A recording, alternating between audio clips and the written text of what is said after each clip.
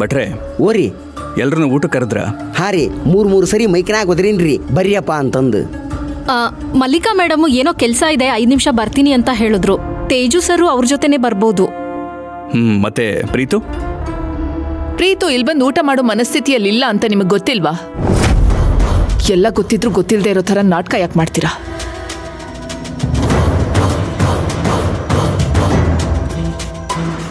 ಸಾರಿ ಮಾವ, ಸ್ವಲ್ಪ ಲೇಟ್ ಆಯ್ತು. ಸಾರಿ ಅತ್ಗೆ. ಮಾವ, ಅದು ಹೊಸ ಡೀಲ್ ಓಕೆ ಆಯ್ತಲ್ಲ, ಆ ಕಂಪನಿ ಕ್ಲೈಂಟ್ಸ್ ಮೇಲ್ ಚೆಕ್ ಮಾಡ್ತಿದ್ದೆ ಮಾವ. ಇನ್ ಸ್ವಲ್ಪ ಪಿಚ್ ಮಾಡಿದ್ರೆ ಸಾಕು, ಆಮೇಲೆ ನಮ್ಮ ಕಂಪನಿ ಟಾಪ್ಗೆ ಹೋಗ್ಬಿಡುತ್ತೆ. ಅದಕ್ಕೆ ಅಂತಾನೆ ನಾನು ರೆಡಿ ಮಾಡ್ತಿದ್ದೆ ಅಷ್ಟೇ.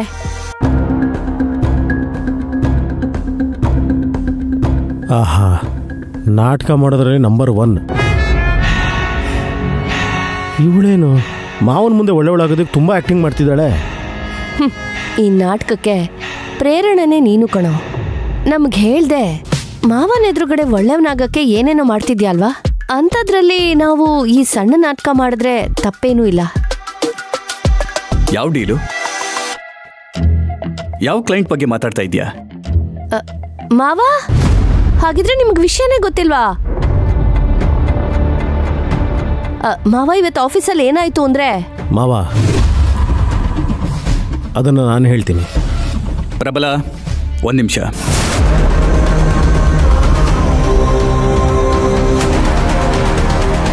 ಇವತ್ತು ಆಫೀಸಲ್ಲಿ ಏನಾಯ್ತು ಅಂತ ನೀವು ಯಾರು ಹೇಳೋದು ಬೇಡ. ಕಂಪನಿ ಸಿಇಒ ಕಾವೇರಿ ಹೇಳಿ, ನಾನು ಅವಳ ಹತ್ರನೇ ಕೇಳಬೇಕು.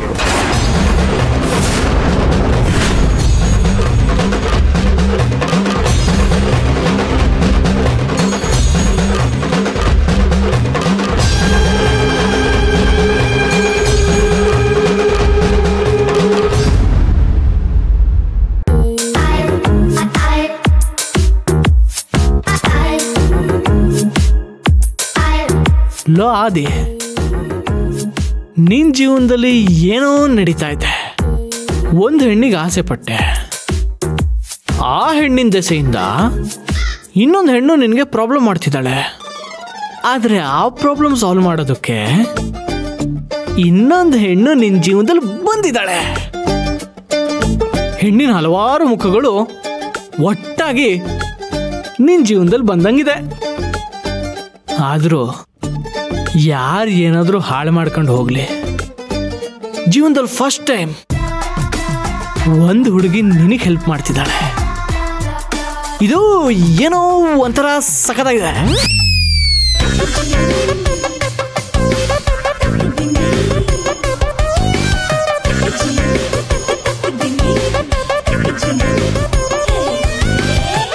Monika, love you Monica. ಮೋನಿಕನು ನೋಡೋಕ್ಕೆ ಸಖತ್ತಾಗಿದ್ದಾಳೆ. ಇನ್ನ ಈ ಕಾವೇರಿ ಕತೆ ವರ್ಕೌಟ್ ಆಗೋದಿಲ್ಲ. ಅದನ್ನು ಹಾಗೆ ಪಕ್ಕಕ್ಕಿಟ್ಟು ಮೋನಿಕಾ ಕತೆ ಮೇಲೆ ಕಾನ್ಸಂಟ್ರೇಟ್ ಮಾಡಬೇಕು. ಅದು ಓಕೆ ಆದರೂ ಓಕೆ, ಓಕೆ ಆಗಲಿಲ್ಲ ಅಂದರೂ ಓಕೆ. ಆದ್ರೆ ಆದಿ ಅನ್ನೋ ಮುರಳಿ ಮೋಹನ ಟ್ರೈ ಮಾಡಿದ್ರೆ ಹುಡುಗಿರು ಬೀಳದೆ ಇರೋದಕ್ಕೆ ಸಾಧ್ಯನೇ ಇಲ್ಲ.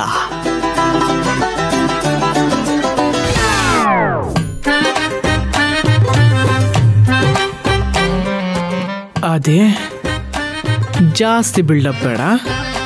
ಕಾವೇರಿ ಕತೆ ವರ್ಕೌಟ್ ಆಗಿಲ್ಲ. ಮೋನಿಕಾ, ಈಗ ನೀನೇ ನನ್ನ ಆಸೆಯ ಹೂ.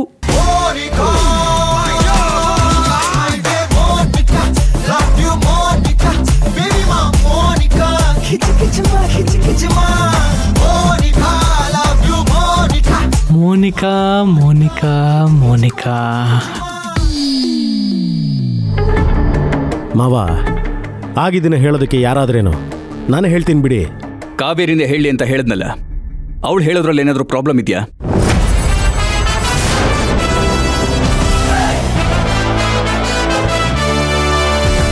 ಅಲ್ಲ, ಅವಳು ಒಳ್ಳೆಯವಳಾಗಬಾರ್ದು ಅನ್ನೋದಕ್ಕೆ ಅವಳು ಹೇಳಬಾರ್ದು ಅಂತಿರೋದು ಮಾವ.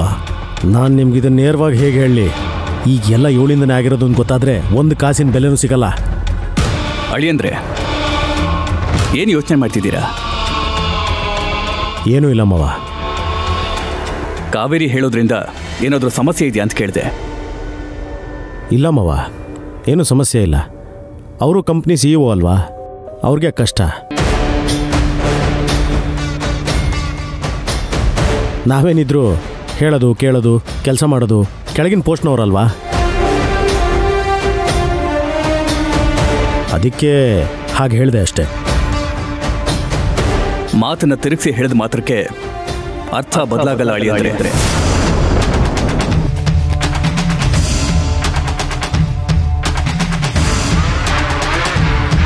ಇದನ್ನೆಲ್ಲ ದಾಟ್ಕೊಂಡು ಬಂದೆ ನಾನಿಷ್ಟು ದೊಡ್ಡ ಸಾಮ್ರಾಜ್ಯ ಕಟ್ಟಿದ್ದು.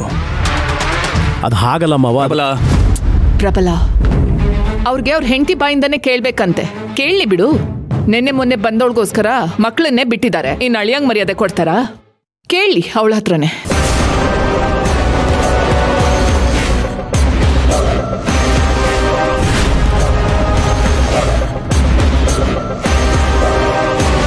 ಕಾವೇರಿ, ಇವತ್ತು ಆಫೀಸಲ್ಲಿ ಏನಾಯ್ತು? ಯಾವ ಡೀಲ್ ಓಕೆ ಆಯ್ತು? ನನಗೆ ಯಾಕೇನು ಹೇಳಿಲ್ಲ?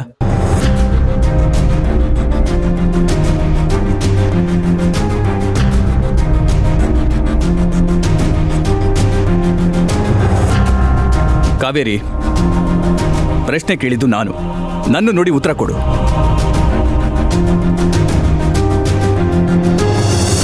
ಹೇಳು ಕಾವೇರಿ. ಹೇಳೋಣ ಅಂತ ಅನ್ಕೊಂಡೆ ಸರ್, ಆದರೆ ಟೈಮೇ ಸಿಗಲಿಲ್ಲ. ಓಕೆ, ಈಗ ಹೇಳು.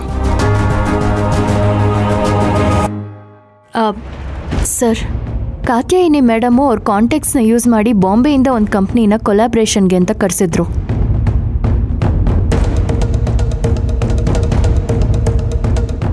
ಅವ್ರಿಗೆ ನಮ್ಮ ಕಂಪ್ನಿ ಮೇಲೆ ಒಳ್ಳೆ ಒಪಿನಿಯನೇ ಇದೆ.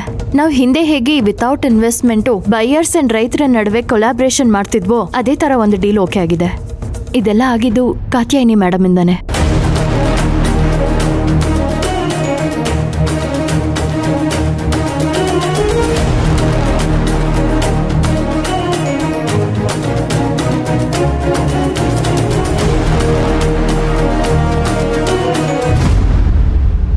ಇದು ಕಾತ್ಯಾಯಿನಿ ಮೇಡಮಿಂದ ಆಗಿದ್ದ ಅಥವಾ ನಿನ್ನಿಂದ ಆಗಿದ್ದ ಕಾವೇರಿ?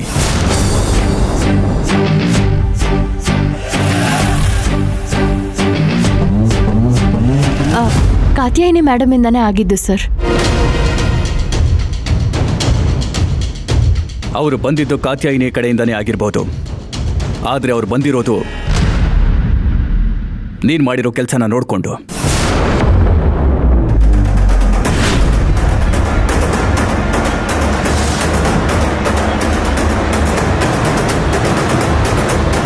ನೀನು ಹಿಂದೆ ಮಾಡಿದ ಡೀಲ್ ಬಗ್ಗೆ ತಿಳ್ಕೊಂಡು ಅದನ್ನು ಇಷ್ಟಪಟ್ಟು ಅದೇ ರೀತಿ ಡೀಲ್ ಮಾಡಬೇಕು ಅಂತ ನಮ್ಮನ್ನು ಹುಡ್ಕೊಂಡು ಬಂದಿದ್ದಾರೆ.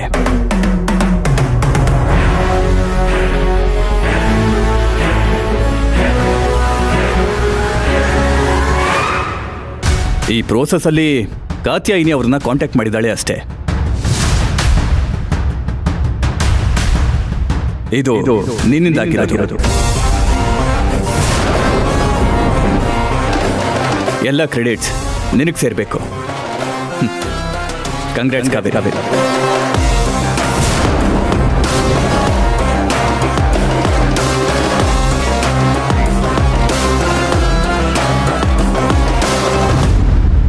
ಇಲ್ಲ ಸರ್, ಐಡಿಯಾ ನಂದೇ ಇದ್ರೂ ಅದನ್ನು ಎಕ್ಸಿಕ್ಯೂಟ್ ಮಾಡಿದ್ದು ಕಾತ್ಯಾಯಿನಿ ಮೇಡಮ್.